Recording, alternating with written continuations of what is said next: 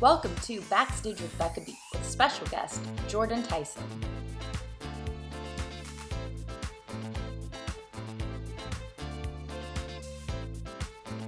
Hi everyone, and welcome to this episode of Backstage with Becca.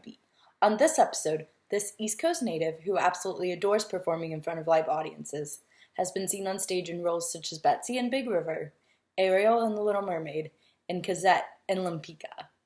She recently made her Broadway debut in The Notebook, where she plays younger Allie. Please welcome Jordan Tyson. I'm so glad that we could get this scheduled today. It's been a big couple of years for you. Yeah, yes. Couple years, yes. Yeah, I'm excited to talk theater with you. Let's do it. All the things. So first of all, how have you been? It's been crazy for you. Yes, I've been good. I've been finding myself having to really chill and truly make big girl decisions. No, I can't go hang out tonight because I need to go to sleep or else I will fall apart. Those are big girl decisions. Yes. How are you?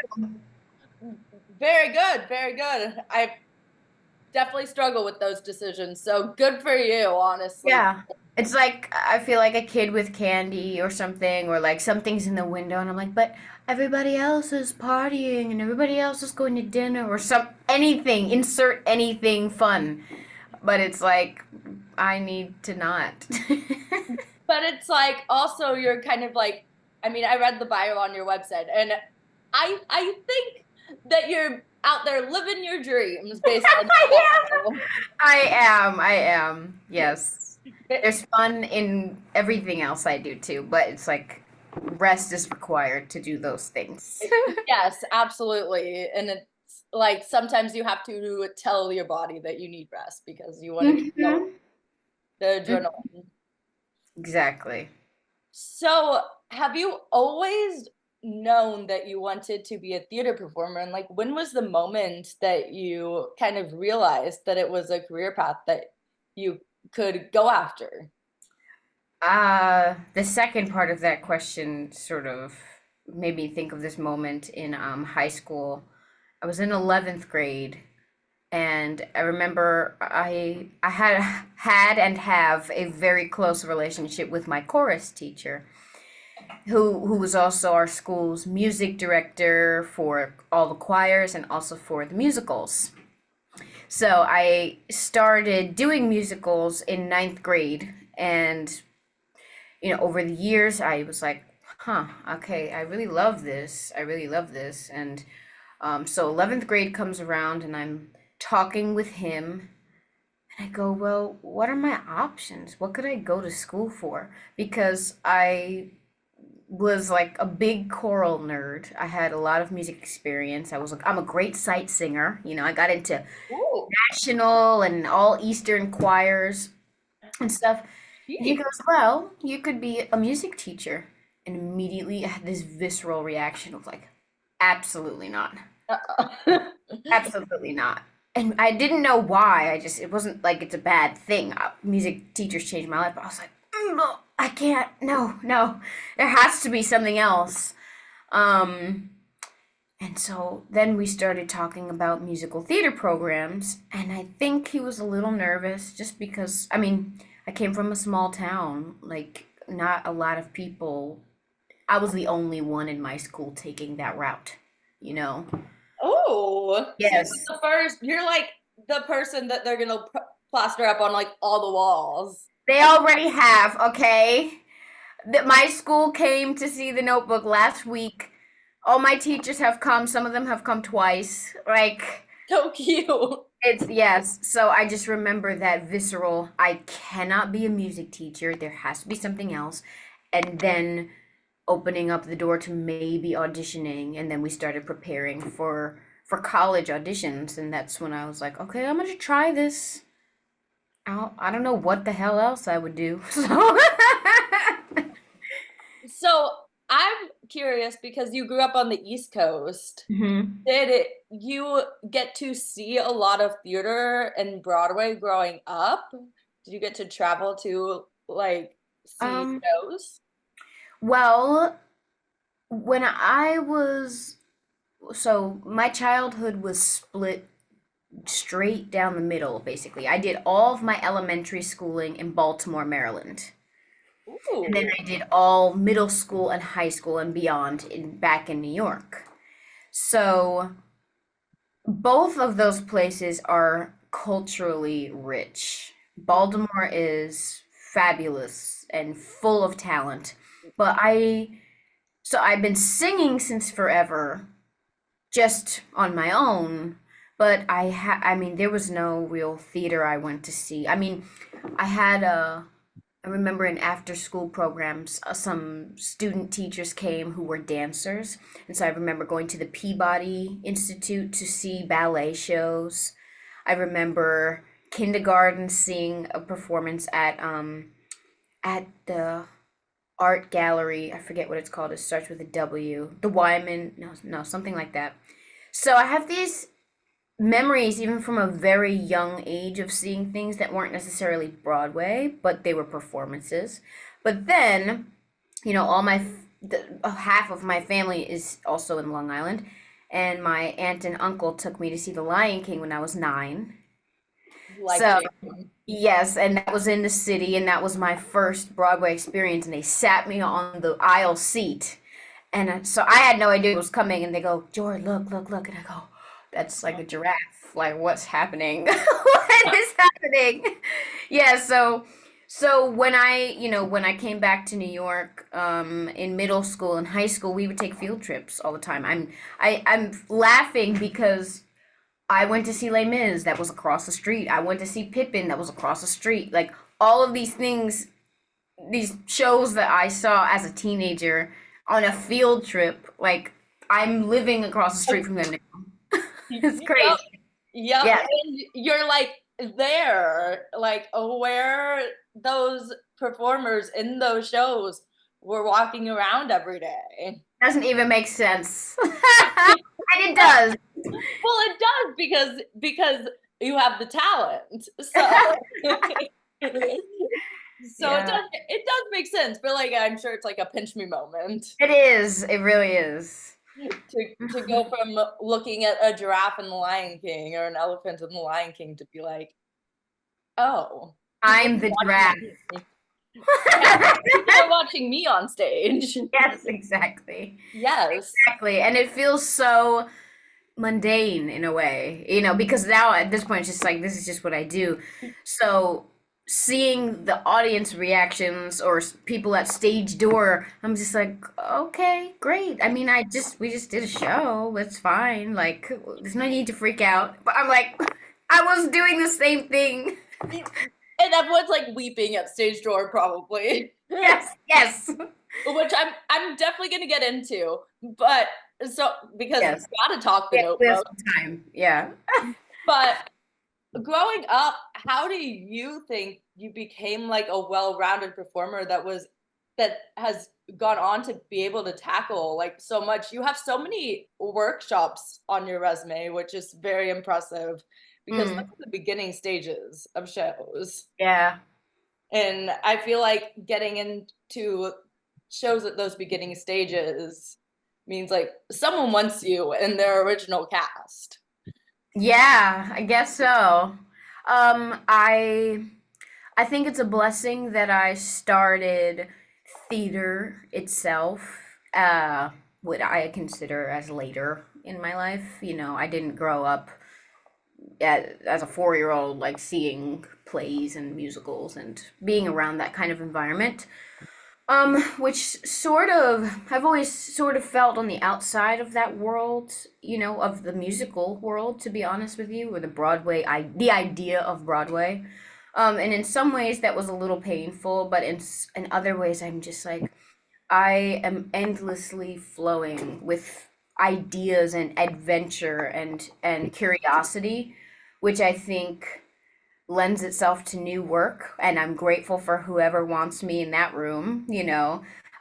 My favorite part of process is workshops and readings and having the conversation of I don't think that I would say this here, or I'm not sure what's going on. So yeah, I love new work, and yeah, it's been so rewarding. Is there a process when you're taking on workshops that you like go through reading the script where, I mean, because you kind of have to pick and choose, I'm assuming sometimes. I mean, I guess agents do that too. But is there like a process that you have when it's saying yes to a Um, workshop? Over the years, yeah, I've developed a sort of more refined choice making sort of, I don't know, process, I guess. When I was first starting out, I mean, I was just like, I'll do anything. And that's valuable, and it was valuable for me in a lot of ways, because I sort of was starting from ground zero. Like, that's, As as as one does, which yeah. I feel like, which is good to know for like aspiring performers, because like it doesn't happen overnight. Absolutely not. Well, it didn't for me. It definitely didn't for me. But I needed it. I needed the journey. Unfortunately, I was like, "Ugh, can it just happen now? Can things happen now?" And it's like Right. things are have always been happening, but I had this idea of what it should be that was not even gonna be as good as it is now. Um, but what was I gonna say? We were talking about, But like the process of oh, workshops of, choosing yeah. things. Yeah. Yeah, I mean, I read things, and if I don't feel moved immediately, I more often these days say, thankfully, I will pass. Respectfully, I will pass. Because, again, that outside of the beast of Broadway kind of sentiment I hope to keep with me is I value my life and I value my time, and my life is not this. This Yes. is my work, and I love my work so deeply. But I also want to enjoy my life, and I don't want to be in. Who said this? Oh, from Sex in the City. Kim Cattrall said, "I don't want to spend any moment unhappy," or something like that. And like overdoing things, because it's Of easy to course. overdo things when you love it, I feel like. Oh yeah. And then I mean, you know, if I'm on a project that I had a bad feeling about from the jump, and then I say yes anyway and go in the room and I'm miserable, it's like, well, that was your own fault. Like, yeah, I want to, and you can't predict how things will go, but I think we all have this sort of gut feeling. It's just like intuition, and it's up to us to just listen to it and actually act in accordance with it. Yes. Going through your website last night, I also like it also clicked for me watching your reel, like why everyone wants you in their workshops, because your acting is like top Oh, notch. thank you. That means so much to me. It truly is. Before I get into the notebook, I want to ask about like regional shows that you've done, Yeah. because I saw like Ariel and the Little Mermaid was the one on your resume that I was like, yes, must. Before Halle Bailey, okay? I was like, slay. I said I was the brown Ariel before Halle. No shade, I love her. Yes. It was fabulous. It was fabulous. That big red. I had my textured hair with red. I said, okay, this is for the girlies. You said my dreams are coming, my Disney princess dreams will happen. Yes, you have to look the parts for them to like receive it. Yeah. Yes. What was that experience like getting to perform on a stage as Ariel and like probably inspire people who came to see the show, like I young kids? think it was a whirlwind that to work in that because the production was in Connecticut and I was commuting from Brooklyn to Oh my, Connecticut. So the actual process of it was a pretty big whirlwind of an experience. But the best part, and the part that everything made sense, like when everything made sense, was after the first shows, and it was little girls. It was that ego punch in the face of, can you please calm down? First of all, you're making believe that you're a mermaid. It's not that serious, so calm down. And look at who you're talking to and who is seeing this. You don't need an award or to impress these adults, and adults were there as well as audience members, but it was just like sobering to see these young little people in the audience, being entranced in a way that I was, when I was little too. And like, listen, adults have too many opinions. Okay. So I know. I am one. I know. I mean, kids just watch and they're like, this is the most magical thing I've ever seen in my life. Mm-hmm. Or they get disgusted by romance. Like, I know, all of the above. And they're honest too. They're very honest. I went to Back to the Future in like January, and every time someone kissed on stage, there were like 10 school field trips. Every time someone kissed, you hear a chorus of like, ew. Yeah.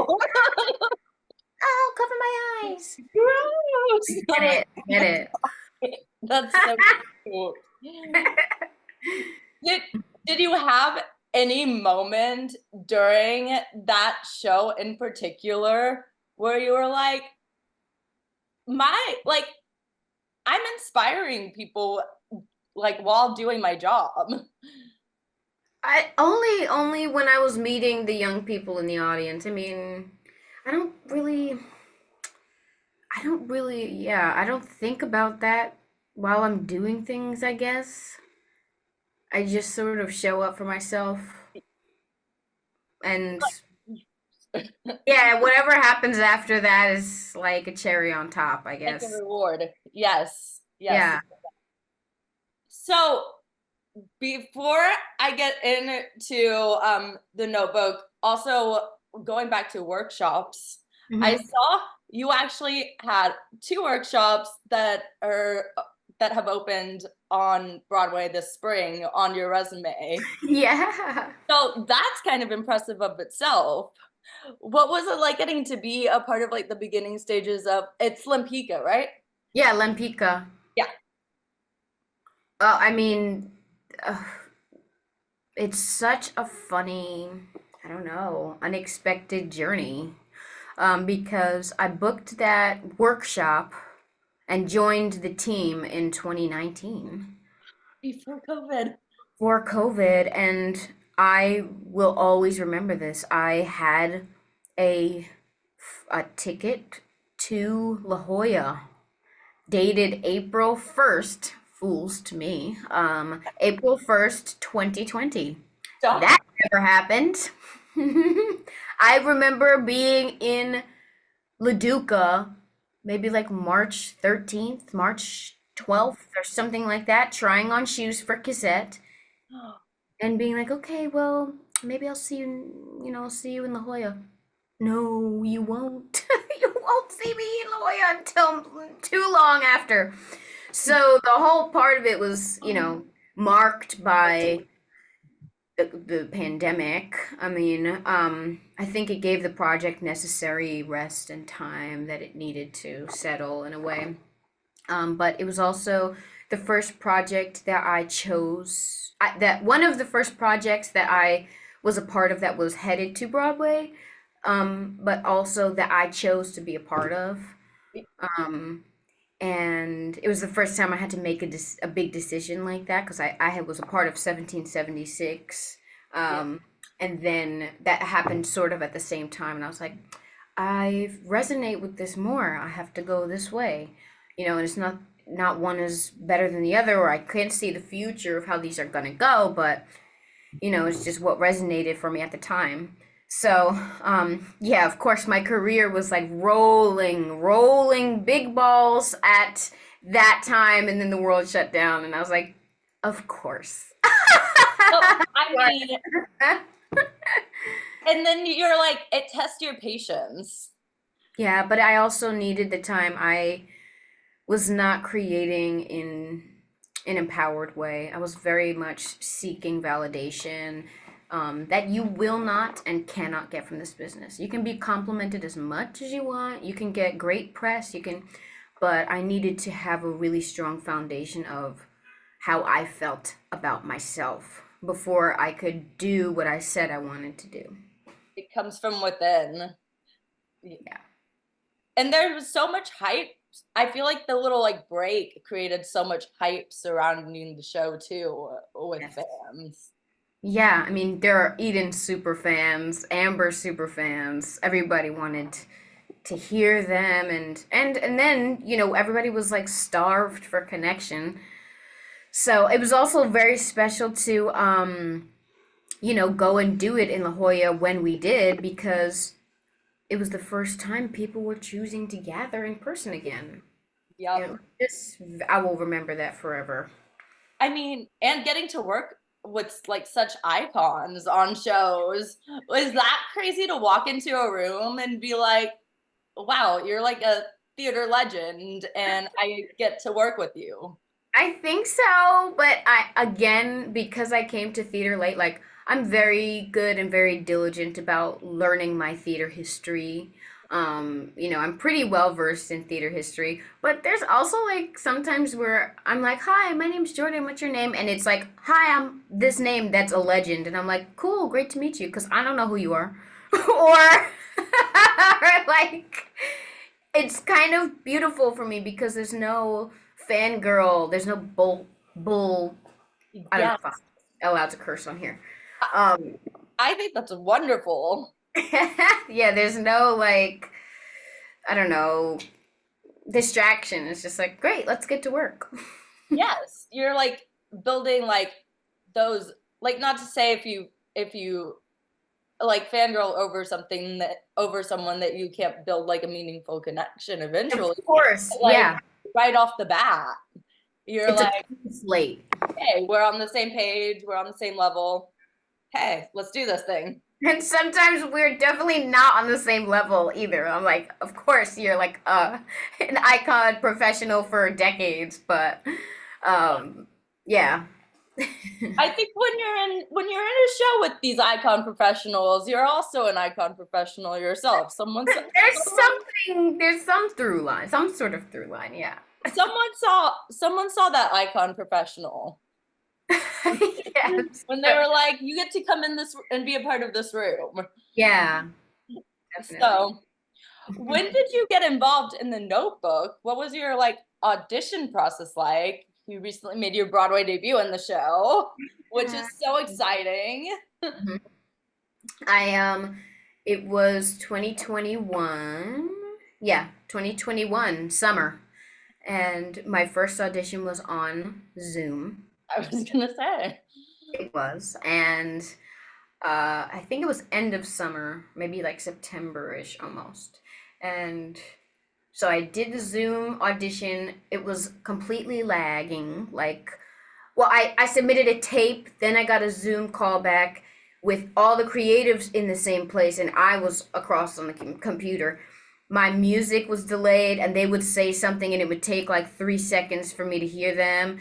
And so I'm also trying to read lines with someone like on screen, but they don't hear me until 3 seconds. It was a hot mess, but I got a second call back in person.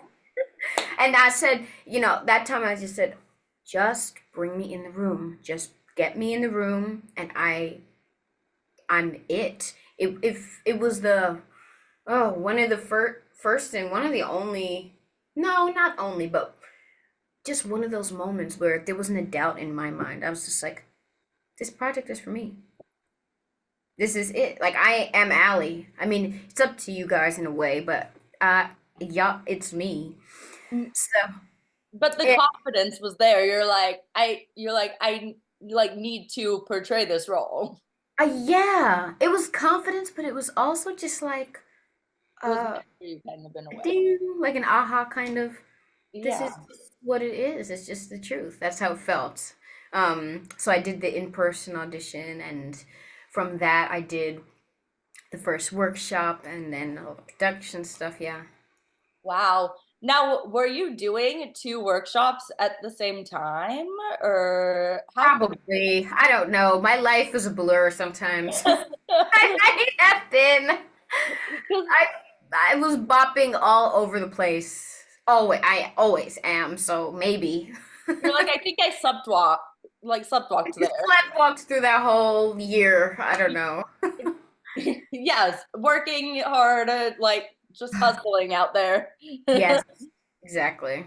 Yes. So, what for people who don't know, which like I don't know, Hmm. what does a workshop look like, and how much do shows change during the process of a workshop? How long do they normally last before like you premiere the show? Well, that's a great question. There's a few different types and levels and different periods of time. Like there are readings, which are just usually a week long, 29 hours of your time max.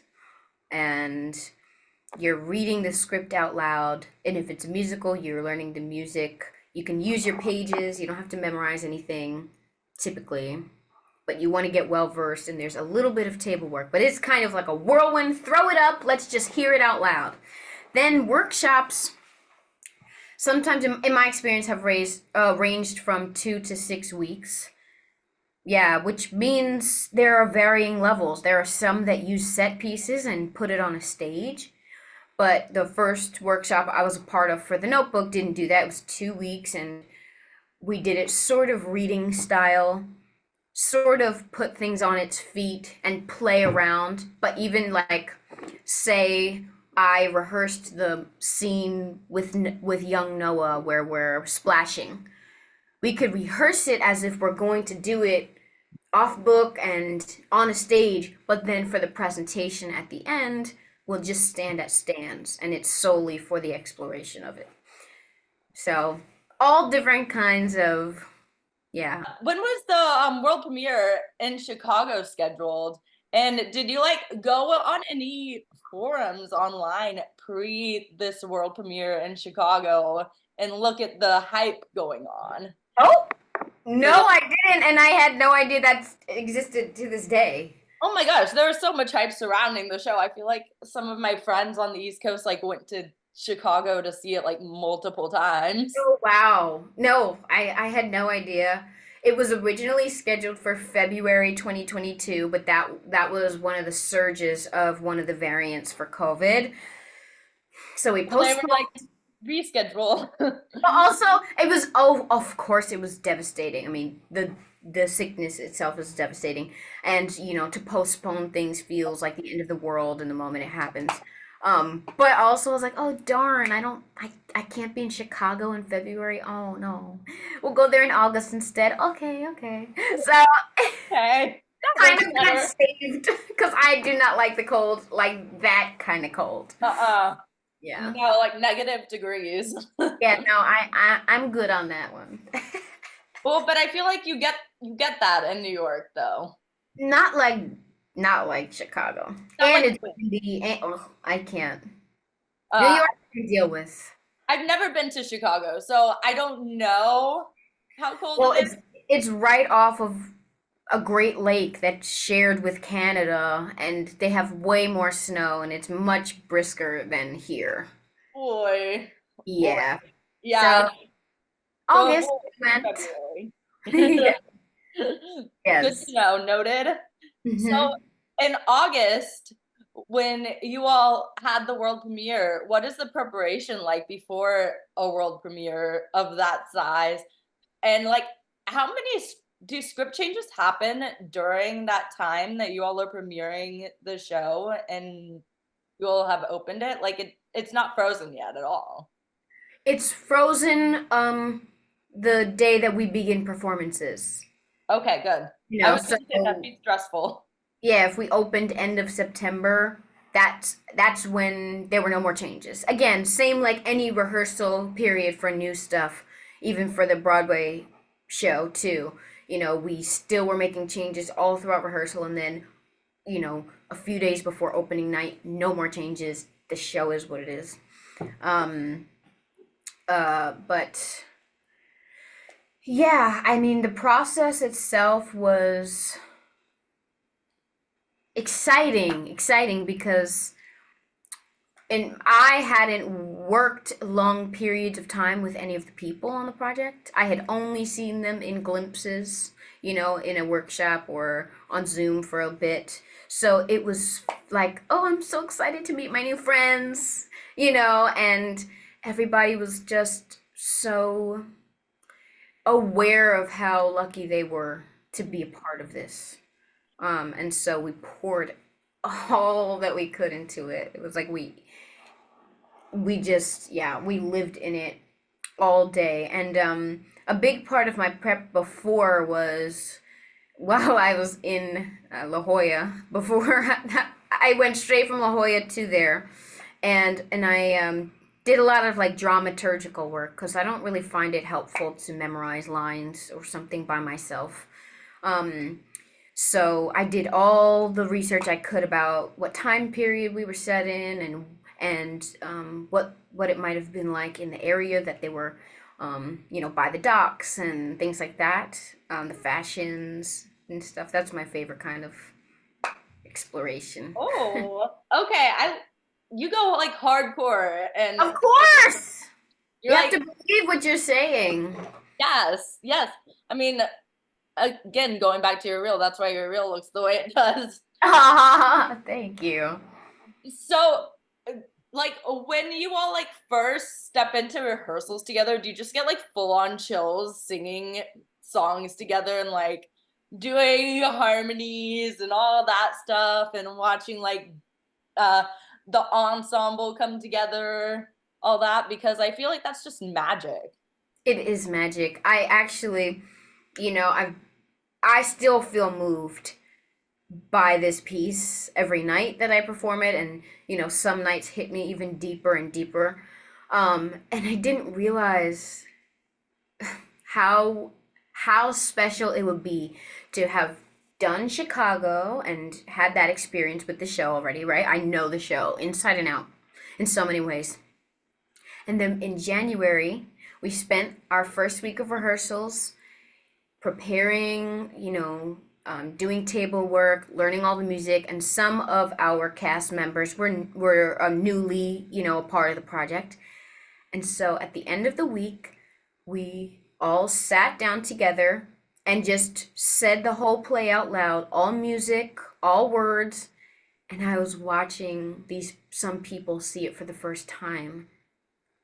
And I go, oh yeah, that It's I a didn't realize that I would be witnessing that because I was like, I know it's a moving piece, it's so beautiful, but to get to see people, oh, just see it for the first time and also know they're a part of it, it was just like yes, that's a it's gift. gonna be like a hit. Yeah. Like, I feel like it brings like a different fun challenge in a way to have three people playing the same role at different times of their lives. So Mm. how do you like go when you're in a rehearsal room? How do you kind of like go about molding the character? Obviously, it's a character that Rachel McAdams played in the movie, Mm-hmm. but how do you go about molding this character for the stage and like making the character your own with the other two Allies? Well, I mean, the movie had two pairs of the couple. If you think about it, there's the oldest version, and then there are the two Yeah. other that they play both of. So we just added one more, and um, I think I didn't really watch the movie. I mean, I love the movie, and I've seen it 1,000 times. And I read the book right before going to Chicago too, for the first time.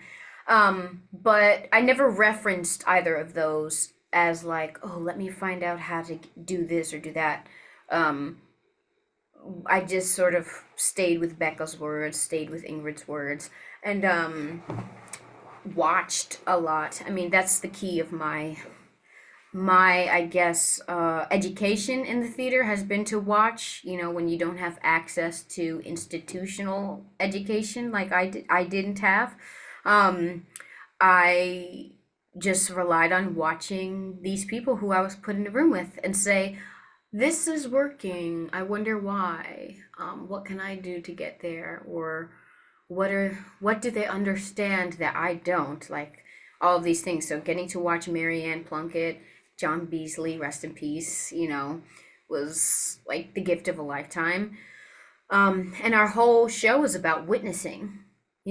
It's this person reading a book to his wife and re-witnessing in a way their story, even though she doesn't know that's what it is at the time, but it's imagining and I think that lends itself to Allie a lot.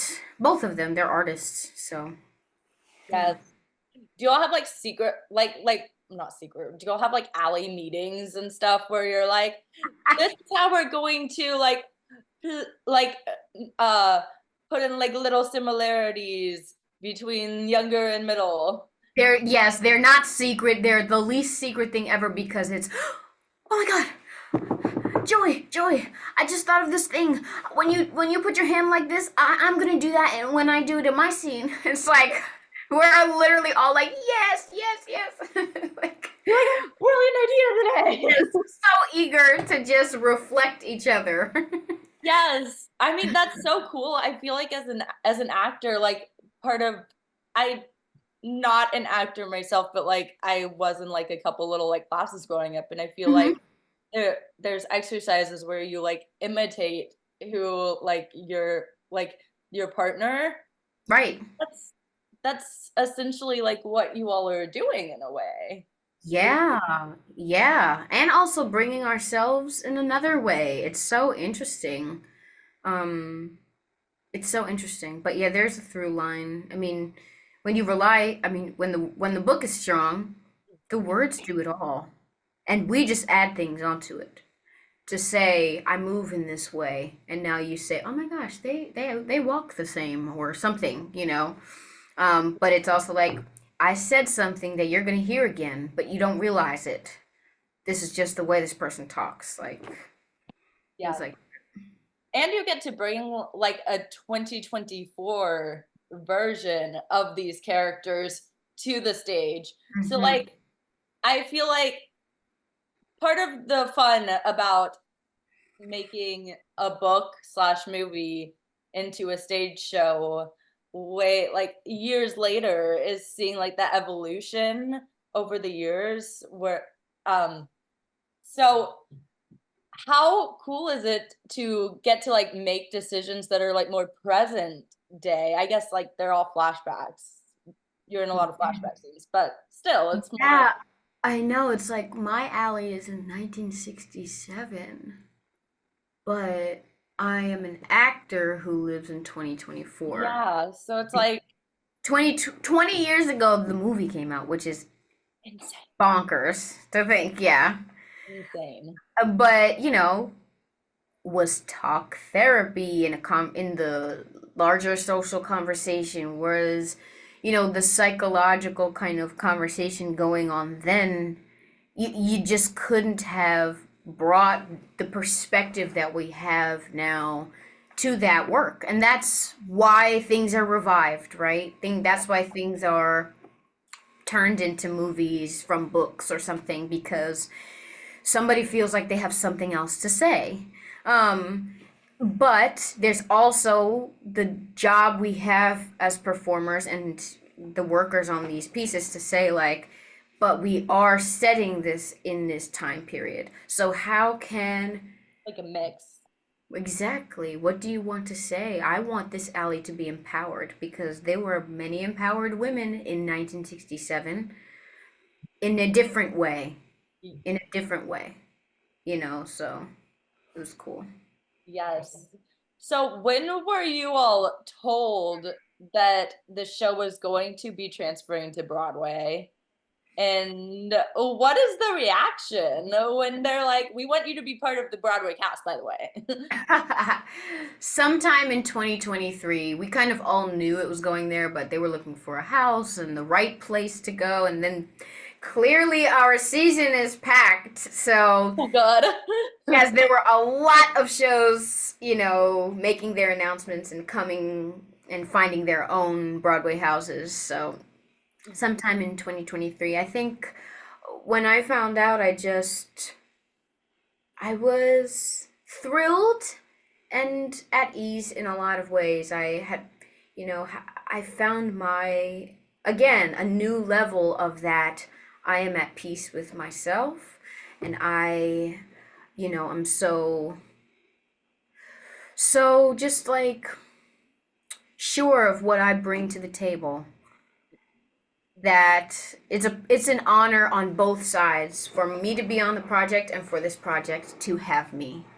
So I just felt very excited to get back with my friends here. You're like, they saw what I did, and I get to play this role every night. Yep. And also for me, what flashes in my head is it's a homecoming for me. My teachers are coming here. My, childhood friends, people I don't even know, like parents of students I went to school with are coming. Like my 6th grade teacher I didn't know she was there when I came out to the stage door. She goes, Jordan, it's me, Mrs. Hennessy. I said, weeping. Like these teachers who saved my life in so many ways are just showing up, and it's just, the best homecoming ever. Like the impact all these people had on your career, and you're like, wouldn't. You are why I am here. Yeah, without crossing paths with you. Mm-hmm. That's the most incredible thing. I feel like that's the most incredible part of the journey. It is. Is like the people who helped along the way and get you to the place. Yeah. I'm like, I think, we think the best parts will be like, yeah, we're gonna go to opening night. We're gonna go to the Tonys or something, or we're gonna have a Broadway credit on our resume. And it's like, but guess what? Like, my teacher saw me, who knew me since I was 10, and my grandparents are getting to see me live my dream. That's like beautiful. So everything else is kind of like, that's fine. Yeah. You're the best things, yeah. You're like, the Tonys? Thanksgiving Day Parade? Fine. That's fine. And that will be wonderful as well. But my grandparents saw me in my dream. Yes, that's the thing that matters. So I want to talk, what was the day you made your Broadway debut like? How does one prepare for that? Well, this is different. What do you consider the debut is the question, because I thought March 14th, that's our opening night. So in my head, I'm in rehearsal mode since January, just grinding away, finding everything I possibly can before we have to get on stage. We're in tech, we're getting ready. February 11th comes along, our first preview, and I'm like, okay, we just changed this line. Somebody goes, happy Broadway debut, Jordan. I said, what? You're like, excuse me? What are you talking about? They're like, happy Broadway debut. Okay, like, sorry, bye. And people kept saying happy debut. I was like, oh. In my head, I just was like, well, no, I'm not making my debut tonight. I'm making it on March 14th. I'm just doing previews. So I think that was probably like a mental game that I played with myself to not freak out. Just like, Broadway today? No, we're just doing previews. That doesn't count. But it did. Oh. I'm glad I didn't think about it that way until the day of, because I just was in the work mode. And then after the show, we actually had a toast on February 11th. And that is when it all hit me. And I think that I sobbed for 90 minutes straight. Because I was exhausted anyway. But also, it was just like a line of people are, on our creative team and in the building just saying kind words to me and saying congratulations and I'm so happy you're here. All these things, and I was just like, how am I supposed to do anything when you're saying nice things to me? You're like, please don't do this before the show. No, no. It was after. It was after. They knew better. But gosh. Stage, really in the character mode, already crying for a second on stage. Always. Always. That'd be brilliant. If they started telling you like these things before the show, because I could just picture like just waterworks. I would not be well. Hey, it's a show that's supposed to make people cry anyway. Right, right. It kind of worked. I know. Crying through song. Yeah. So, what is your personal favorite scene in The Notebook? And also, what is, to go along with the question, what's your favorite song in the show? Oh, I think my favorite scene to perform is saying goodbye to Noah. At the end of Act 1. It's just so much of what, the directors helped us find. It's just so full. I get to look at, John's face as Noah and just see all of the things that we built. And it's just like, I have to go. Like, I have to go. So that's my favorite moment to play. And then I love the ending. I love Marianne's I know moment. The recognition. And I think my favorite song in the show is Iron in the Fridge. But it's like seeing it and listening to it. It's just so touching to me. Like it's like both mediums at the same time. Yeah. And I love guitar, so that's why. Oh my God. Yeah, both mediums have to be experienced, I feel like, in musical theater, which like is why I feel like a good chunk of people don't listen to cast recordings before seeing the shows. Yep. Which I made the mistake of doing before Hadestown. And I saw Hadestown and I was like, oh, now I get it. But like, yeah. Yeah. So how do you convey emotion through songs? Because like, I feel like it's one thing to be speaking and conveying those emotions, but through songs adds a totally like different challenge. I think it's the same thing. I mean, I'm a very like melodic talker. So I fluctuate in my pitches anyway. That's singing. I'm singing right now.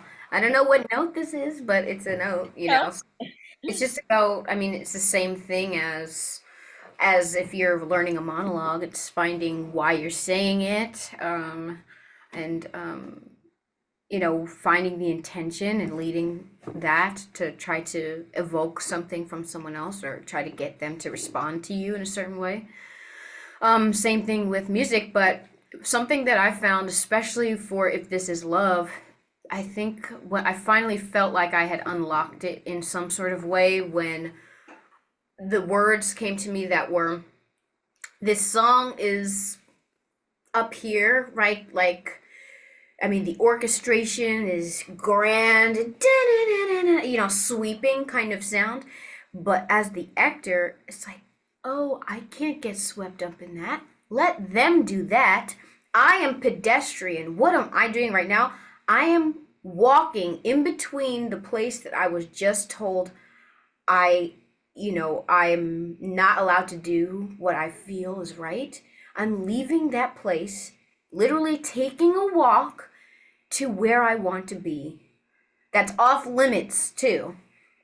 Pedestrian. I'm just taking a walk. Even though I'm pedestrian taking a walk. That's all. Like the thought that goes into like your performance is insane and so interesting, I feel like. And I just find myself, my mantra is do less, and even when you do less, do even less than that, because I try so hard sometimes, and it's like, you actually don't have to try that hard, just sing. just talk, just take 2 steps. It's not like no, I have to do 3 pirouettes because that's how people will understand it. It's like, no, if I'm just taking a walk, people will go, oh, I took a walk like that once. When I'm in my summer town, I always take walks to think things through. It's That's what it is. simplicity. People can connect to the simplicity and Yeah, I hope. like the normalization of everything. Yeah, Because if it's played up, then it's less relatable. right. I So, guess that's my style, is to, in a way, is just simplify. which is why I'm understanding why people like are making TikToks at intermission and being like, I started crying like 3 minutes into the show. Be like that, I guess. Yeah. I mean, the amount of posts I've seen where people are like, you wouldn't believe how long it took me to start crying during the show. It's not even the end yet. Mm-hmm. Crazy. So, like, just speaks says so much about the performances of everyone on Yeah. the show. Yeah. So, do you have a favorite stage door moment thus far from The Notebook? Because I mean, I know it's a big hit with the fans who, I mean, have seen the movie, have read the book, or Yep. are completely new to the material. I know. I have a few. I mean, my favorites are always with my teachers. Especially like I'm remembering again my sixth grade teacher who came and I didn't know she was there. That just brought me right back to being 12, you know. Just I'm turned into a little girl looking up to her teacher just in awe. Things like that move me, but I've also been talking to people at the stage door who go, "This is our story."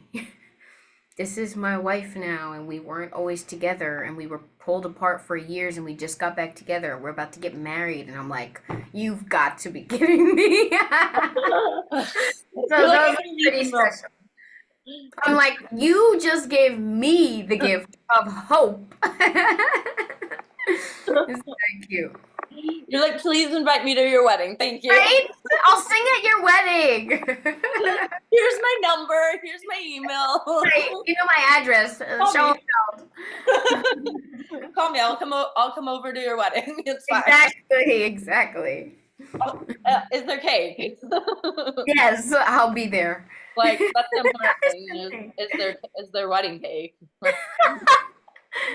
Oh, so I feel like going back to the simplicity of it all, how do you work on vocal stamina and vocal health while performing 8 times a week? I feel like that has to do with the simplicity Yep. that you like go in to every day. You're like, All about simplicity. Oh my God. It's like that's been something to learn for me. This will be the longest run of a show I've ever done. And with that, I'm sure there are just learning curves that will come and have already come. Getting a great vocal coach. I love Roberta Duchek. She's my queen. My queen. Not only does she help me with my vocal health, but truly working with her has made me re-fall in love with singing and re-fall in love with my voice and how to use it and how to be creative vocally. Because it's like, oh yeah, just learn the notes. But no, but how are you singing that? What are you adding to this intro of the note? Like all of these, she is just fabulous. And then the other thing comes back to those big girl decisions again. No drinking, no going out later than you need to, go home to rest, and eat good foods and I start warming up as soon as I open my eyes. I go, maybe before I open my eyes, So it's just like a never-ending sort of warm-up. That's what my life feels like. it's warming up 24/7, yeah. at this point. And it's like 8 shows a week is no easy feat, especially when you're like living life and Yep. like you still have to run errands. You I don't know the last time I cooked a meal which is very sad because I love cooking and I love homemade food, but wow, there's just no way for Well, me these days. you're probably getting home at like midnight at the earliest, Yeah, so yeah. that's a little late to be like, let me Hello. go make my meal. Time to go to bed. Let me meal prep. Exactly, exactly. Like I feel like that's a like 8 to 5 o'clock thing more than a Yes, it is. Yes, it is. taking the subway at like 12 o'clock thing. No, I know. I know. Well, how would you convince people to come see The Notebook on Broadway? I don't think people need much convincing, but I mean the promos are beautiful, all the photos are beautiful. The social media team is doing a great job convincing people. But how would you convince people to get to the show? Well, I mean, it's funny. Like my grandma is so not a sappy person, and she thinks of the well before she saw it, she thought of the Notebook as like this very sappy story. She's like, I don't want to see that. I've never even seen the movie. And, she's like, I don't know. And then she saw it and she was moved. And I would just say, there are people like that who are like, ugh, love romance is so silly. But I think first of all, there are world-renowned performers in this, giving the performance of a lifetime. And it's really a story about aging and love too. And it's funny. It's hilarious too. So it's not just one note. It's well done and well acted and also hilarious and moving. And like visually stunning from what I've been hearing. I mean, Oh, effects and yeah. stuff, like the best. Yes, I've never felt more helped as an actor in doing my job than working with the designers on this show, like Brett Benakis, Davidson, and uh Ben Stanton. Yeah, they just Wilburn Bonnell too. Yeah, they just knocked it out of the park and truly help us tell the story with lights Yeah. and with water and wood and all the so good. And then you see like all these promos like put together, and you're like, oh wow, this is what it looks like from the Right. audience perspective. Right. It's cinematic, but it's in front of you. Yeah, like that's incredible. I have to ask before I move on from The Notebook, funny story behind the scenes or on stage that has happened. I mean, we just mentioned the water stuff. So I feel like that's just like that can be an accident waiting to happen at some Of time. course, and so am I. I am an accident waiting to happen. I would probably face plant in it. I did, well, not faceplant, but I baseball slid, okay? Because your girl played softball in high school, so come for me with the technique. If I'm gonna fall, I'm gonna do it into third base, okay? Like With safe. the four leg in the shape of the four. I can't. Yeah, in Chicago, first dress rehearsal, first audience ever. Thank God it was like people we knew. Um, the end of the show is coming up. I won't spoil it for people who don't know the full story. It is a big, big dramatic moment, and I get up, I run away, and John Asno was running after me, and I baseball slide across the stage, and you hear everyone in the audience. Yeah. Like on Wii Sports. If you throw the bowling ball back and people are like, oh, that's me too. But not when I'm the reason people are ha-haing. Okay. And then I was just like about to bust out laughing because I was okay, but I was about to crack up laughing, but the show was still happening. So I just go, okay, we get up, we start. I took a brisk walk after that. I did not run after that. Oh my. Lesson learned. Yes. Lesson learned. You're like, we're Yeah. not doing that again. No, no. You got a home run for Got sure. a home run, okay? The show finished. I was okay. Your team won. Yes, yes, yes. It was so funny. You got a high score. Exactly. Exactly. I mean, I never got a high score in those Wii Sports games, so I feel Yeah, like I got that's a real life high score. yeah, yeah. And you have something fun to talk about. Now that I'm over the trauma of it. Yes. Which I mean, like, yeah, there's gonna be trauma, but like Yeah. it's like haha, that happened Ha now. ha ha ha. Yes. History. So to like kind of start wrapping up, I want to ask some like different kind of questions. What is Oh. your dream role on stage? And is there anyone you'd love to work with in the future on stage? Oh my. I don't know that my dream performance has been written because I wanted to have a really strong acting book. It could be a play. It doesn't necessarily have to be a musical. I want to be a powerhouse woman of some sort. I don't know. I don't know. I've played some great roles already. Like I love Lauren Gunderson's work. I just played Bulrusher and Issa Davis. So those were like kind of dreamy and intense. So I don't know, but I would love to work with Audra McDonald on stage. That would dream come true. Adrienne Warren, I would love. Cynthia Nixon, I would love to work with. Um, yeah, powerful women, I would love to work with.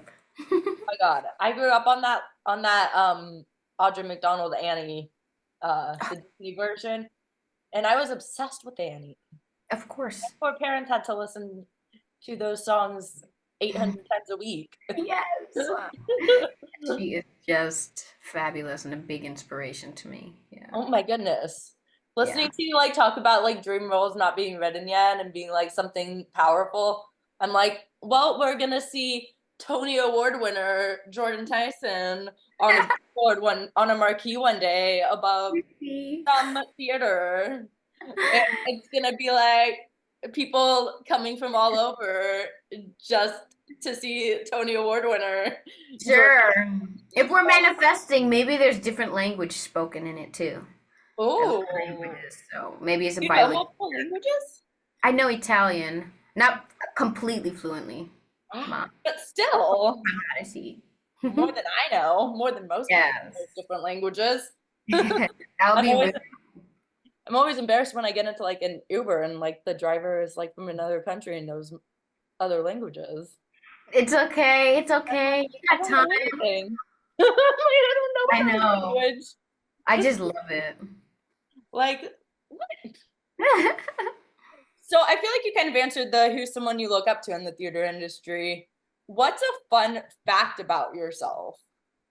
Oh gosh, fun fact. I don't know. I'm one of four kids. I don't know. What's fun?